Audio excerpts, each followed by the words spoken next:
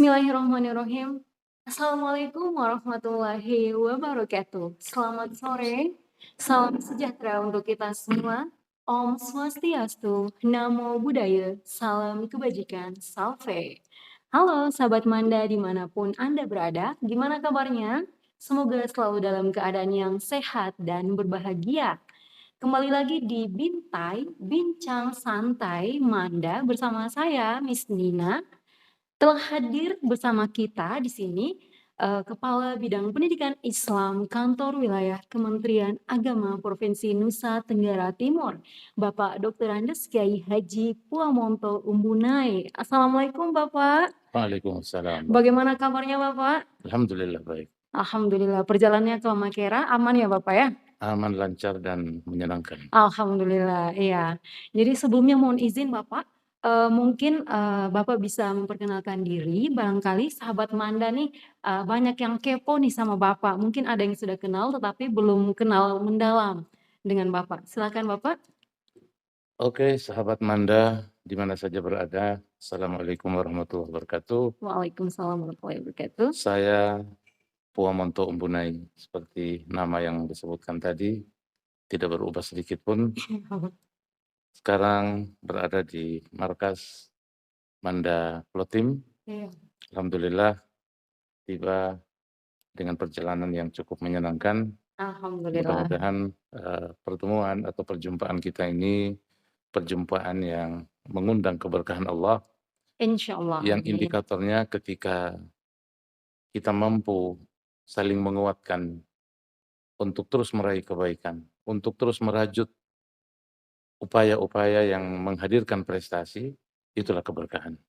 Amin. Tetapi seandainya kehadiran kita hanya akan membawa fitnah, akan membawa sebuah kemudaratan, maka itulah perjumpaan yang tidak mengundang keberkahan tetapi mengundang siksaan. Na'udzubillahi min dzalik. Karenanya doa kita yang sangat populer ketika kita berjumpa adalah doa yang hari ini sudah menjadi salam nasional. Assalamualaikum warahmatullahi wabarakatuh. Semoga keselamatan, rahmat dan berkah Allah terus tercurah pada kita semua. Amin. Terima kasih. Terima kasih kembali Bapak. Iya, jadi sahabat Manda sudah tahu ya siapa beliau. Nah, sebagai seorang kepala bidang nih Bapak, tentunya Bapak pernah melalui beberapa jenjang karir.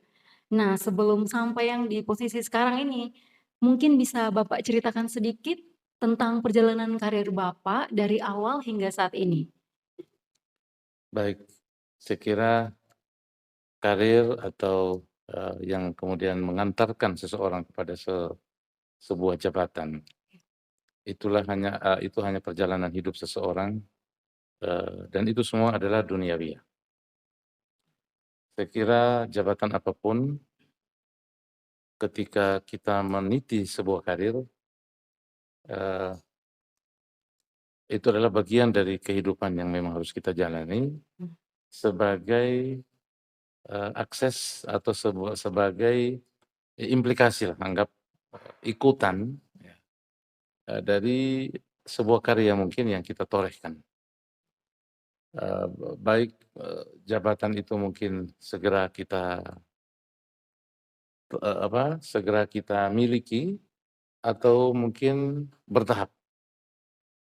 Saya kira kalau saya secara pribadi, jabatan itu hanya sebuah amanah ya, amanah dan kepercayaan yang diberikan oleh pimpinan.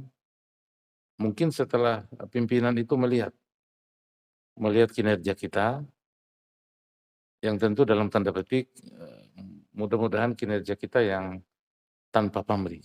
Ya, kinerja kita yang bukan kita bekerja karena ingin mencari jabatan atau ingin cari sesuatu di hadapan pimpinan. Tapi betul-betul kita kerja sesuai dengan tugas dan tanggung jawab yang diberikan kepada kita. Karena di balik reward yang kita terima berupa gaji atau upah, itu sebenarnya ada tanggung jawab yang besar yang harus kita jalankan. Ketika kita tidak mampu menjalankan tanggung jawab kita atas di balik reward yang kita terima, maka itu sebenarnya kita sedang mengkhianati diri sendiri. kita terima reward-nya tapi kita tidak jalankan tugas kita. Nah ini juga sebuah, eee, apa ya, sesuatu yang melecehkan diri kita sendiri sebenarnya. Iya. Tapi ketika kita mampu menjalankan tugas kita dengan, segala tanggung jawab yang ada, apalagi di balik itu kita dikasih reward, maka insya Allah reward yang kita terima itu akan berkah selamanya. Insya Allah. Nah dengan demikian, eee, pemimpin itu akan melihat ya, pimpinan kita akan melihat, kinerja kita sebagai bawahan atau sebagai stafnya. Saya memang, sejak kalau dilihat dari, sisi ASN ya, sejak saya menjadi pegawai negeri sipil, Iya. sekarang istilahnya sudah menjadi ASN, saya diangkat semula sebagai guru, guru pendidikan agama Islam. Oh iya. Lalu kemudian saya ditarik, untuk menduduki satu jabatan kepala seksi, di tahun 2000. Jadi guru pertama itu CPNS 95, lalu kemudian di tahun 2000 saya dipercayakan untuk, sebuah amanah sebagai kepala seksi. Oh Kepala seksi. seksi, Bimas Islam waktu itu ya. Oh iya. Lalu kemudian, terjadi perampingan, lalu gabung Bimas Islam dan, Kependais. Begitu seterusnya sampai, saya ber ya terakhir sekarang Iya. sebagai kepala bidang pendidikan Islam di eselon 3. Kalau boleh jujur ya, saya memang diincar diincar oleh pimpinan, sejak lama ya, Iya. sejak saya belum menjabat sebagai kepala bidang. Entah apa yang dilihat oleh pimpinan, tetapi ya itulah yang saya alami bahwa saya berkali-kali diminta untuk, pindah ke Kupang. Ya tentu dalam konsekuensi menduduki sebuah jabatan yang baru. Iya. Tapi saya tetap merasa bahwa saya masih belum tuntas melaksanakan sebuah misi yang saya emban, juga dalam bingkai pendidikan Islam tentunya di Kabupaten Sumba Barat, sehingga saya masih tetap bertahan untuk, tetap ingin melanjutkan karya saya, membangun pendidikan Islam di Sumba Barat. Ada madrasah yang, saya bangun, sejak 2000, waktu itu Sumba Barat belum punya madrasah, lalu kemudian kita buka madrasah, terus berangsur-angsur sampai madrasah itu lengkap, ada aliyahnya, ada ibtidaiyahnya, ada Jadi sanawiyah, yang hari ini sudah negeri semua. Di samping alhamdulillah. itu sambil saya juga membangun, lembaga pendidikan pondok pesantren. Masya Allah. Nah ini yang membuat saya tidak ingin bergeser dulu, saya ingin tuntas Iya. melaksanakan ini semua. Apalagi pondok pesantren itu beda dengan manajemen di madrasah. Kalau madrasah itu kita bangun lalu kemudian kita serahkan ke orang lain itu bisa. Iya. Tapi kalau pondok pesantren, figur pengasuh, dalam hal ini kalau di Jawa itu namanya kiai, itu memang masih sangat dibutuhkan, yang melekat dengan pondok pesantren itu sendiri. Sampai. Sampai benar-benar kita percaya ada, generasi yang mampu kita, estafetkan ya, kepengasuhan atau kepemimpinan di pondok pesantren, baru, mungkin bisa kita bergeser atau pindah tempat. Tapi selama itu belum ada, saya belum berani untuk melepas. Dan alhamdulillah setelah saya jadi kepala bidang, berada di Kupang, kalau saya hanya pantau jarak jauh, alhamdulillah pesantren masih tetap eksis dan masih berjalan. Hari ini sedang mempersiapkan, Musabaqah Qiraatul Kutub yang oleh Direktorat PD Pontren, insyaallah di tahun ini akan menyelenggarakan, kegiatan nasional untuk pondok pesantren, yakni Musabaqah Qiraatul Kutub, lomba membaca kitab kuning. Masya Allah. Demikian, Ya. terima kasih. Ya, terima kasih kembali Bapak. Nah, sahabat Manda, jadi begitulah perjalanan, karir seorang kepala bidang pendidikan Islam kantor wilayah Kementerian Agama Provinsi Nusa Tenggara Timur. Jadi tidaklah instan ya, jadi, butuh proses yang panjang, tentunya, prestasi juga yang luar biasa yang ditorehkan oleh beliau sehingga bisa mencapai posisi beliau sekarang. Semoga apa yang sudah disampaikan beliau menjadi motivasi untuk kita semua Bapak, ya. Jangan pernah puas dengan apa yang sudah kita capai saat ini, terus berkarya dan meng-upgrade diri kita menjadi, diri yang versi yang lebih baik lagi setiap hari. Terima kasih Bapak. Back to the podcast ya Bapak ya.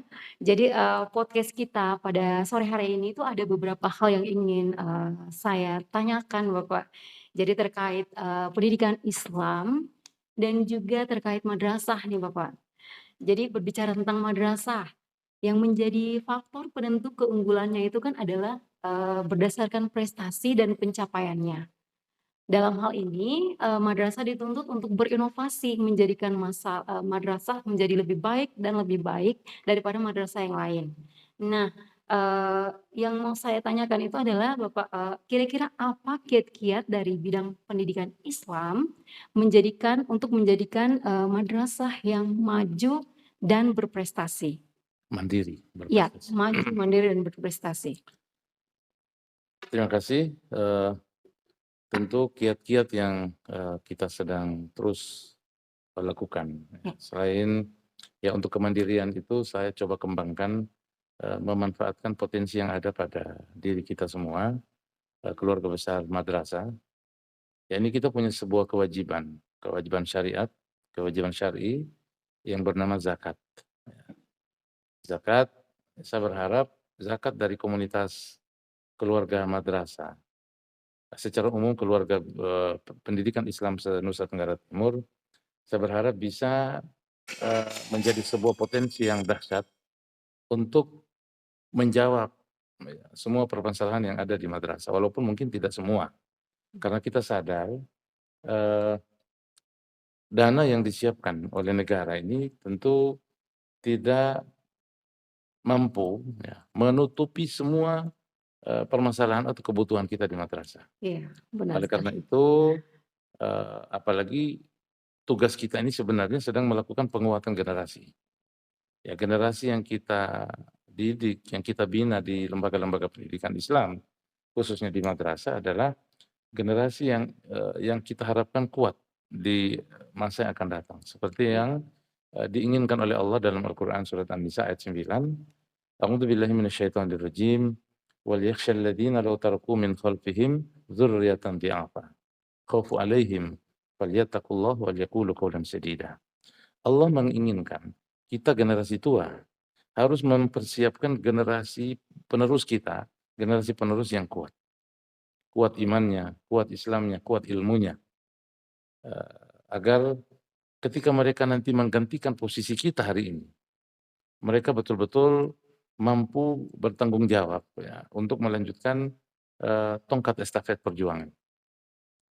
Itu yang sedang kita lakukan, di antaranya, kiat untuk kemandirian. Mandiri. Sedangkan untuk mendongkrak prestasi, kita sedang ya on proses sekarang ini, kontrak prestasi yang sudah ditandatangani oleh semua kepala madrasah negeri, baik MIN, MTS, MAN, dan MAKN, Mhm. ya berjumlah, 70 semuanya, itu sudah ditandatangani, dan semua, madrasah itu sudah punya item-item rencana prestasi yang akan diraih selama 2 tahun, dan mereka sudah tanda tangan. Nah, kita akan melihat nanti dalam perjalanan waktu, di akhir, 2023 ini akan kita evaluasi, Manda misalnya, Manda Iya, Flotim dari sekian banyak, rencana prestasi yang dibuat, kira-kira ada berapa yang tercapai di 2023. iya. Dan nanti lanjut di 2024, berapa yang masih tersisa, dan berapa yang tuntas atau berapa yang, tidak tuntas. Kalau seandainya di satu madrasah, taruhlah di Manda Flotim ini misalnya, tercapai atau progresnya hanya 50% ke bawah, maka ini akan menjadi bahan pertimbangan para pengawas dalam melakukan penilaian kinerja kepala madrasah, yang kemudian diusulkan ke Kanwil, dan salah satu, indikator penilaian itu adalah kontrak prestasi. Kalau seandainya di bawah 50%, kita akan segera usul untuk kepala madrasahnya, kita geser. Kita ganti dengan, sosok yang lebih energik, yang mungkin bisa lebih berlari lagi untuk menggapai prestasi demi prestasi. Dengan demikian kita akan, mewujudkan impian direktur kita yang sekarang, yakni madrasah mandiri Mandiri, berprestasi. berprestasi, Masya Demikian. Allah. Baik, terima kasih Bapak. Jadi, ada beberapa programnya untuk kemandirian zakat ya Bapak ya, kemudian untuk prestasi itu kontrak prestasi. Lumayan menantang juga ya untuk, kepala-kepala madrasah negeri ini ya Bapak ya. Ya, baik Bapak, beralih ke topik hangat yang sedang gencar-gencarnya dibicarakan di dunia pendidikan nih Bapak, terkait adanya perubahan kurikulum. Jadi, yang dikenal dengan istilah kurikulum Merdeka Belajar atau KMB nih Bapak ya, berdasarkan, Kepmendikbudristek nomor 56 tahun 2022 tentang pedoman penerapan kurikulum merdeka, dan untuk madrasah ada KMA nomor 347 tahun 2022 tentang pedoman implementasi kurikulum merdeka. Nah, yang ingin saya tanyakan itu Bapak, bagaimana strategi Pendis atau, bidang pendidikan Islam menghadapi perubahan kurikulum tersebut, Bapak? Saya kira kita tidak ada tawaran ya, tidak ada tawaran lain kecuali kita mentaati ketentuan yang, eee, berlaku hari ini. Iya, Karena kita punya sebuah kaidah, tasarruful imam 'ala ar-ra'iyati manutun bil maslahah. Masya Allah. Kebijakan, pemimpin ya, atas rakyat yang dipimpinnya senantiasa berorientasi kepada kemaslahatan. Selatan. Jadi kita yakin saja bahwa kebijakan terbaru di sisi kurikulum ya, Iya, dengan diberlakukannya kurikulum, merdeka ini, kita yakin saja bahwa kebijakan ini akan berpihak kepada kemaslahatan, terutama kemaslahatan anak-anak didik kita. Saya kira ini hanya sebuah nama ya, tapi prakteknya sebenarnya kita sudah lakukan lama. iya, Eee Prakteknya sebenarnya sudah kita lakukan, step by step. Nama ini mungkin hanya berganti dari kurikulum A ke kurikulum B, tapi sebenarnya, eee, apa yang diinginkan oleh kurikulum Merdeka Belajar ini sebenarnya sudah kita lakukan, gitu, sudah kita lakukan. iya, Bapak. Jadi, cuman berganti nama saja ya, Bapak ya, tapi, sebenarnya kita sudah melakukannya di madrasah ya, Bapak ya? Dan mungkin satu lagi yang ingin saya sampaikan kepada sahabat, Manda dan semua komunitas madrasah di Nusa Tenggara Timur, eee, ketika ada kebijakan baru, ya, kita jangan dulu berpikiran negatif. Kita Iya, jangan terima sesuatu itu langsung dengan pikiran-pikiran negatif. Kita harus bangun keyakinan dalam diri kita dengan pikiran-pikiran positif. Paling tidak seperti kaidah tadi, iya, tasarruful imam 'ala ra'iyati manutun bil maslahah. Yakinlah bahwa para pemimpin kita, ya, para pakar ya, yang membidangi pendidikan, ini mereka sudah berpikir ya, sudah berpikir, ya bolak-baliklah begitu ya, berpikir iya, ribuan kali untuk, mengeluarkan sebuah mengeluarkan kebijakan, sebuah kebijakan yang baru di sisi kurikulum, kurikulum merdeka. Dan kita harus yakin bahwa pasti yang diinginkan oleh pemimpin kita adalah, sebuah kemaslahatan. Jadi kita tidak usah, terima itu dengan, eee, omelan, dengan pikiran-pikiran yang negatif, itu jangan. Nah, seandainya dalam mengimplementasikan banyak kemudian kebijakan-kebijakan ikutan yang mungkin kita rasa berat, rasa berat, pesan saya, lakukanlah yang bisa kita lakukan. Ada satu kaidah lagi, iya, Bapak. mau Mau, tahu? boleh boleh, Bapak, boleh, Mau biar tahu kita banget? iya, insya Allah. Boleh, waktunya masih cukup, Bapak. Kita Ada sambil satu sharing. kaidah lagi, Iya, "Ma la yudraku kulluh, la yutraku kulluh." Segala sesuatu yang tidak bisa kita gapai semuanya, jangan sampai kita tinggalkan semuanya. Lakukanlah yang mampu kita yang lakukan, kita mampu. tanpa mengeluh, ya, tanpa mengeluh. Lakukan Baik. sesuai kemampuan, insya Allah pasti ada jalan. Ya, Insya Allah ya demikian. Bapak ya, yang penting kita yakin, bahwa semua itu pasti ada kebaikan di dalamnya. Iya, Ya, terima kasih Bapak. Berikutnya Bapak, salah satu program prioritas Kementerian Agama di tahun toleransi ini itu adalah moderasi beragama. iya. Jadi implementasi nilai-nilai moderasi beragama perlu ditumbuhkan di lingkungan madrasah. Ya, sesuai dengan KMA nomor 184 tahun 2019, di mana setiap guru mata pelajaran itu diwajibkan untuk menanamkan nilai moderasi beragama pada peserta didik. Nah, terkait dengan hal itu Bapak, bagaimana pandangan, Bapak Kabid sendiri tentang moderasi beragama di lingkungan madrasah? Saya kira memang moderasi beragama itu yang sekarang lagi gencar-gencarnya di, eee, mandatori Kementerian Agama ya oleh Iya. Gus Men ini, memang kita harus mulai di lingkungan pendidikan, terutama pendidikan Islam. Kita punya lembaga pendidikan Islam ini banyak, bukan hanya madrasah. Ada pondok pesantren, ada madrasah diniyah, ada TPQ, dan juga madrasah itu sendiri. Dan moderasi beragama itu memang harus dimulai dari lembaga pendidikan. Karena anak-anak ini harus kita bekali dengan Islam yang sesungguhnya. Ya, Islam yang sesungguhnya, yakni Islam yang moderat. Iya. Kenapa baru hari ini digaungkan moderasi beragama? Karena hari ini sudah banyak oknum, ya, oknum yang mengatasnamakan Islam, tapi nilai-nilai moderatnya itu ditinggalkan. Akhirnya jadilah mereka sosok-sosok yang radikal, sosok-sosok yang ekstrim. Nah, maka kemudian Kementerian Agama ya, melakukan upaya-upaya untuk mengembalikan keaslian Islam atau keaslian agama itu, agama apa saja, pada posisinya. Ya, ini pada posisi agama pada aslinya memang moderat. Moderat. Seperti kita Islam, ya gampangnya Islam ini moderat dalam bahasa kita adalah rahmatan lil alamin atau Islam yang wasatiyah. Muslimnya, orangnya disebut eee eee, ya muslim yang wasaton. Seperti yang Allah sebutkan dalam Al-Qur'an, "Wa kadzalika ja'alnakum ummatan wasaton." Demikianlah kami jadikan kamu umat yang moderat, umat yang wasaton. Nah, ini harus kita hadirkan, kita harus kawal ini, mulai dari siswa yang kita didik di madrasah, mulai dari RA, Iya. mulai mulai dari RA, MI, MTS, sampai ke MA, bahkan sampai ke perguruan tinggi. Ini, ya keasliannya agama itu memang moderat, ya. Cuma sekarang baru digaungkan ya, Digaungkan, baru ya. digaungkan hari ini karena memang banyak oknum yang mengatasnamakan Islam yang sudah keluar dari nilai-nilai moderatnya Islam itu sendiri. Kalau di Islam ya. Di Iya. Kristen pun demikian, di Katolik, di Hindu, di Buddha sama. Oh Gitu. ya.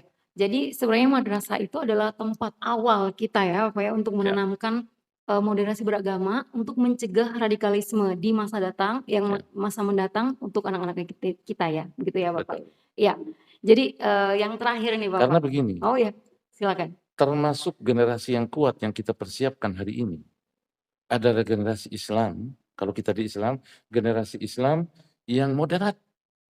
Yang Ya. moderat ya. Salah satu penguatan generasi kita adalah penguatan di bidang, moderatnya, ya, di sisi moderatnya. Jangan sampai kita lakukan penguatan, kepada generasi kita, generasi yang militan, yang kuat untuk, melakukan bom bunuh diri misalnya. Iya. Nah, itu sudah keliru keliru kita, ya. Karena itu membawa mafsadat, membawa kerusakan, dan Iya. itu tidak sesuai dengan ajaran Islam yang Iya, sesungguhnya, tidak sesuai. ya. Jadi semoga Sobat Manda paham ya, di sini maksud daripada, dicanangkan atau digaungkan moderasi beragama di madrasah itu karena ini, mencegah radikalisme. Ya, Sahabat, sedikit mungkin saya tambahkan, iya mudah-mudahan, silakan. agar sahabat Manda bisa lebih memahami Iya, tentang moderasi beragama itu, gampangnya begini, kita kalau kita di Islam, kita menjalankan Islam ini, menjalankan perintah agama ini kan 2 jalur. iya, Ada jalur vertikal langsung kita beribadah murni kepada Allah, ada jalur kita beribadah, secara horizontal, yang juga pada hakikatnya kembali juga kepada Allah, karena itu perintah Allah. Nah, antara 2 sisi ini tidak boleh kita benturkan.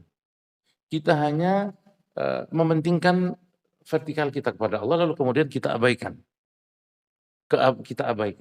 perintah agama untuk berbuat baik kepada sesama. Ini tidak boleh terjadi. Kalau ini terjadi, maka ibadah kita yang mahdhah, ibadah kita yang betul-betul pure hanya kita menyembah Allah, tanpa kita sekutukan Allah, itu sia-sia. Ketika ada tetangga, ada orang-orang di sekitar kita yang masih merasa terzolimi, yang masih merasa tersakiti oleh kita. Nah, ini yang tidak diinginkan oleh agama. Sama seperti sekarang kita sedang menjalankan puasa. iya, Puasa kita akan diterima oleh Allah. Kalau kita sebagai suami, suami yang tidak menzolimi istrinya. Begitu pula sebaliknya. Kalau kita sebagai anak, anak yang tidak durhaka kepada orang tuanya. Kalau kita sebagai orang biasa, Ya, orang, sebagai manusia pada umumnya kita, tidak punya keterkaitan, eee, kezaliman, ya, keburukan dengan sesama kita, entah sesama kita itu tetangga, tetangga itu entah agama apapun dia. Selama itu semua tidak ada masalah, maka puasa kita akan utuh diterima oleh Allah. Tetapi ketika, kita masih punya keterkaitan dengan orang-orang di sekitar kita, tetangga kita, atau mungkin orang tua kita, guru kita, kerabat kita, anak-anak yatim di sekitar kita, orang-orang miskin di sekitar kita, maka jangan mimpi puasa kita diterima oleh Allah.